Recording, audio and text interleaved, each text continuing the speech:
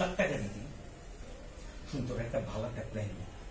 তুই বাংলাদেশের 64টা জেলায় 64টা গার্লফ্রেন্ড বানাস।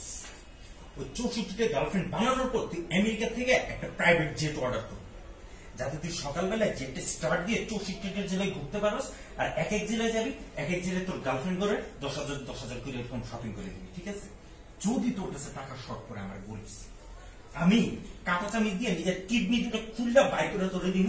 ওই কিডনি দুটো বেঁচে তুই আবার মনে কর শপিং করানো স্টার্ট করবি। এরপরেও যদি তোর টাকা শর্ট করে তখন আমার বলিস, আমি 3:30 রাতের বেলা নাইট ক্লাবে নাচুন।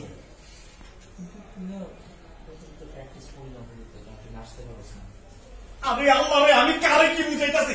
এই বেটা বোকা, ওই মাইয়ে তোরে ছাগল বানাইতাছে। তুই এই জিনিসটা কি লেখা বুঝছিস না? তুই কি জানো তোর কি মানে মাথার মধ্যে তুই একটা গরু, তুই একটা ছাগল, ঠিক আছে ভাই? মানুষ এরকম হইতে পারে? মানুষের টাকা 10,000 টাকা নিয়ে নিচ্ছে, কোনো খবরই নেই। এই আমার ফ্রেন্ড, এটা তো আমার পরিচয় দিতে লজ্জা লাগতেছে।